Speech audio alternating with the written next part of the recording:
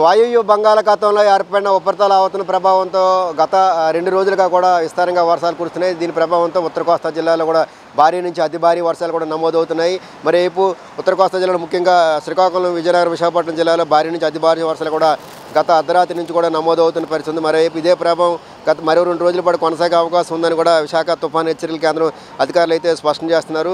దీంతో గంటకి 40 నుంచి 60 కిలోమీటర్ల వేగంతో బలమైన ఎదురుగాలు కూడా వీస్తున్నాయి. మత్స్యకారులు ఎవరు కూడా వేటకు వెళ్ళొద్దని కూడా ఇప్పటికే వాతావరణ శాఖ అధికారులు హెచ్చరికలు జారీ చేశారు. గత 2 రోజులుగా కురుస్తున్న వర్షాలతో వాగులు, వంకలు కూడా పొంగి ప్రవహిస్తున్నాయి. మరోవైపు ఉత్తరాంధ్ర జిల్లాల్లో నాగావళి, వంశధార, మహేంద్రధార నదులు కూడా ప్రమాద స్థాయిని కూడా పొంగి ప్రవహించడంతో అధికారులంతా కూడా అప్రమత్తమయ్యారు. మరోవైపు గత 2 రోజులుగా కురుస్తున్న వర్షాలతో ఎక్కడికక్కడే కూడా లోతట్టు ప్రాంతాల్లో కూడా జలమయం అవడంతో అధికారులంతా కూడా అప్రమత్తమయ్యారు. ఎక్కడ కూడా ఇటువంటి నదీ తీర పరివాహక ప్రాంతాలు, లోతట్టు ప్రాంతాల ప్రజలంతా అప్రమత్తంగా ఉండాలని కూడా అధికారులు అయితే ఇప్పటికే కూడా దీనికి సంబంధించి జిల్లా అధికారులంతా కూడా అధికారులకి చెప్పడంతో మొత్తం ఎక్కడికక్కడ కూడా అధికారులంతా కూడా అప్రమత్తమయ్యారు. మరోవైపు చూస్తే ఇదే ప్రభావం మరి 2 రోజుల పాటు ఉండే అవకాశం ఉందని కూడా వాతావరణ శాఖ అధికారులు అయితే స్పష్టం చేస్తున్నారు. ఉపరితల ఆవర్తనంతో పాటు ట్రఫ్ కూడా ఉండడంతో ఇది మరింత బలపడి భారీ నుంచి అతి భారీ వర్షాలు కూడా ఉత్తరాంధ్ర జిల్లాలో, మరోవైపు యానం, ఉభయ గోదావరి జిల్లాలో కూడా నమోదయ్యే అవకాశం ఉన్నట్టు కూడా స్పష్టం చేస్తున్నారు.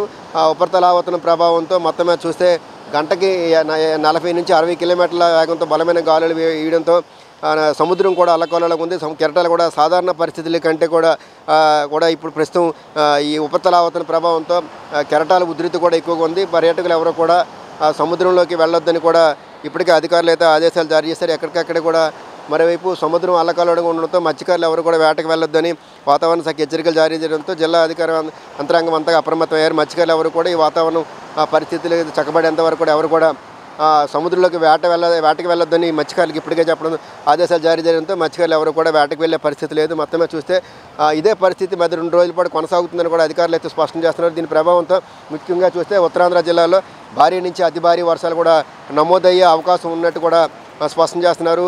దీనికి తోడు మరోవైపు చూస్తుంటే అధికారులంతా కూడా భారీ వర్షాలు నమోదవడంతో ఎక్కడ కూడా ఎటువంటి పరిస్థితిని ఎదుర్కొనేందుకు కూడా ఇప్పటికే వ్యవసాయ శాఖ మంత్రి అచ్చెన్నాయుడు కూడా అధికారులు సమీక్ష నిర్వహించారు. మరోవైపు హోంమంత్రి అనిత కూడా అధికారులతో సమీక్ష నిర్వహించారు. ఎక్కడ ఎటువంటి విపత్కర పరిస్థితి వచ్చినా సరే వెంటనే కూడా అధికారులంతా కూడా అప్రమత్తమై అక్కడ ఉన్న పరిస్థితిని చక్కబెట్టే విధంగా కూడా ఇప్పటికే మంత్రులంతా కూడా అధికారులకు ఆదేశాలు జారీ చేశారు. మరోవైపు అంటే గాలులు వేగం ఉండడం, మరోవైపు వర్షాలు ఎక్కువ ఉండడంతో ఎక్కడైనా చెట్లు కూడా ఎక్కడైనా లేకపోతే విద్యుత్ స్తంభాలు పడిపోయినా సరే వర్షం తగ్గిన వెంటనే పునరుద్ధరణ చర్యలు చేపట్టే విధంగా కూడా అధికారులంతా అప్రమత్తంగా ఉండాలని కూడా అధికారులకు ఇప్పటికే ఆదేశాలు జారీ అయ్యాయి. మొత్తం మీద గత 2 రోజులుగా కురుస్తున్న భారీ వర్షాలతో కూడా ఎక్కడికక్కడ కూడా వాగులు, వంకులు పొంగి ప్రవహిస్తున్నాయి. ముఖ్యంగా చూస్తే విశాఖ నగరానికి సంబంధించి అర్ధరాత్రి నుంచి కురుస్తున్న వర్షాలతో ఎక్కడికక్కడ కూడా కాలువలు పొంగి ప్రవహిస్తున్నాయి. ఎక్కడ లోతట్టు ప్రాంతాలంతా కూడా జలమయం కావడంతో రాకపోకలకు కొంత ఇబ్బందికైన పరిస్థితులు ఏర్పడ్డాయి. వర్షం విస్తారంగా కూడడంతో ఎక్కడికక్కడ కూడా కాలువలు పొంగి ప్రవహించడంతో బయటికి వెళ్ళాలంటే కూడా ప్రజలు 1-2 సార్లు ఆలోచించే పరిస్థితి.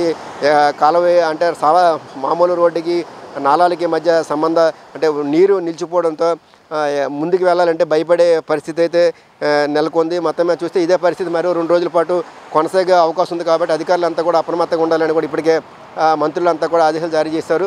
ఇప్పుడు ఉత్తరాంధ్ర జిల్లాలో ముఖ్యంగా భారీ నుంచి కూడా అతి భారీ వర్షాలు కూడా నమోదవుతాయని కూడా వాతావరణ శాఖ అధికారులు హెచ్చరికలు జారీ చేయడంతో ఎటువంటి పరిస్థితులు ఏర్పడినా సరే వర్షం తగ్గిన వెంటనే కూడా యుద్ధ ప్రాతిపదికన పనులన్నీ కూడా చక్కబెట్టేందుకు కూడా ప్రభుత్వం అయితే అధికారులకు ఆదేశాలు జారీ చేసింది. వీడియో జర్నలిస్ట్ ప్రేమ్తో Ramu, BBC on TV, Visakhapatnam.